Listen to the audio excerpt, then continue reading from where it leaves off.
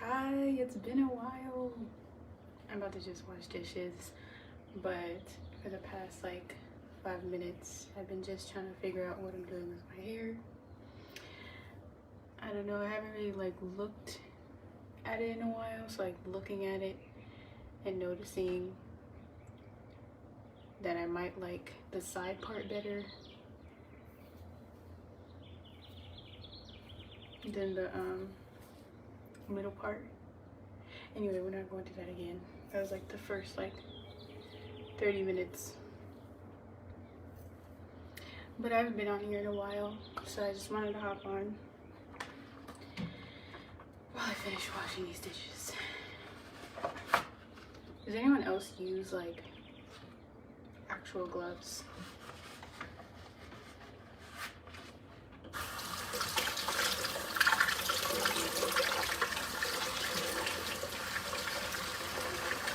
Because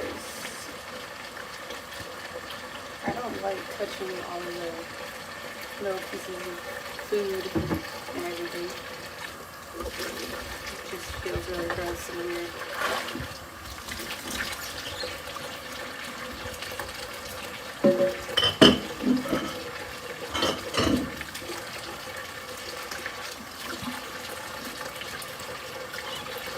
I really wanted to just kind of talk about like the importance of the decision to heal. I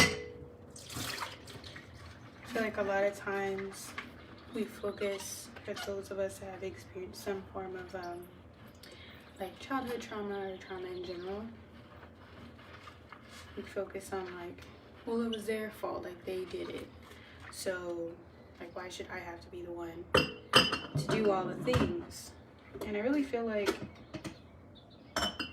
you shouldn't have to make the decision to want to heal. You shouldn't have to feel that way, but at the end of the day, if you don't do it, then no one else is going to do it. And at the end of the day, it's your life.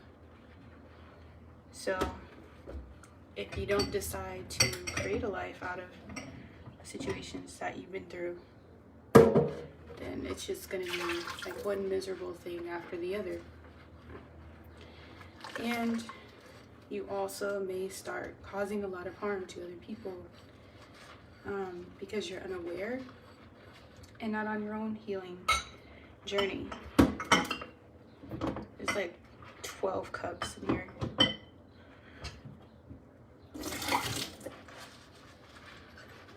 So, I don't know. I think like it's a really hard decision for some folks, or even to get started sometimes. Like, how do I even get started? Like, when do I know I've actually been on the journey of healing, and how do I know that I have healed something? Well, one of the ways I think that you can know if you have healed something, especially if you have like multiple traumas, multiple things, is one, you notice that you have a boundary for it. So for example, I don't know why, but I would always like, especially with family, like put myself in certain situations, and knowing the character of that person would still willingly partake in conversations and willingly like allow them back into my life and put them in like, I guess like little positions of power in my life where they like to kind of see how their character would be and how they would react to a specific scenario. And every single time they failed the test, whether it was an honesty test, or it was a loyalty test, or it was a love test. And I just kept on making excuses like, well, you know, they're just going through things, or they don't know, and just really having to sit there and think about it and realize that we all have choices. We all are able to make the choice to be self-aware, or not necessarily that you have to know it all and be an expert on healing or health and wellness and all the things, but that you're actively looking for that, you're actively doing those things. So if I knew that with all the craziness that happened in my life, that I still decided to, you know, actively be a good person, intentionally make choices that are healing for myself and other people, and then other people also have those opportunities. And how many more times was I gonna like hurt myself and go through these like seasons of depression, really, and grief for that relationship? Like, how many more times? And how many more times could my physical body take it? And why would I want to put myself through that if I say I care about myself and like I love myself, all the things? So anyways, those are real questions to ask yourself, because I think in a lot of relationships, especially with family, we want it to work out and we want it to be, you know, the loving family that gets along and all the things, or the loving parents that care about you and your well-being. And pronounce your name, Angela. And I think it's hard to recognize that sometimes.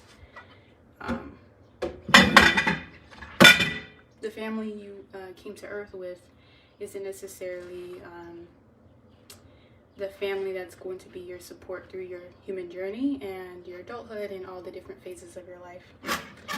So it's really important to make that distinction, and also to realize there's so many other people in the world, like 7+ billion people, that you can explore with and learn from and grow with. So that's really important to acknowledge and realize that you don't have to accept certain behaviors just for the sake of family or just for the sake of friendship. That joy is possible for you, and love and healing, like, but that those are also choices. And just like that person has the choice whether or not they want to heal, whether or not they want to be a good person, you also have the choice of whether or not you can have them in your life, whether or not you want to have a joyful life, and that your actions actually mirror that. Whether or not you say you love yourself and the people that are around you are also loving, and not you constantly trying to prove the value of who you are just as a person. Not necessarily as any labels, but it makes it worse, right? If it's like as a daughter, as a sister, or as a brother, as a son, as a cousin, all these different things. And it's just kind of like, why am I doing all this? It's a lot. So was not actually expecting to talk about that, but I'm glad that I did. And I hope you guys have an amazing rest of your week and weekend. And yeah, if this helped you, definitely send this out to your friend or someone. And be safe out here, stay healthy, get some sunshine, and continue on your healing journey. Peace.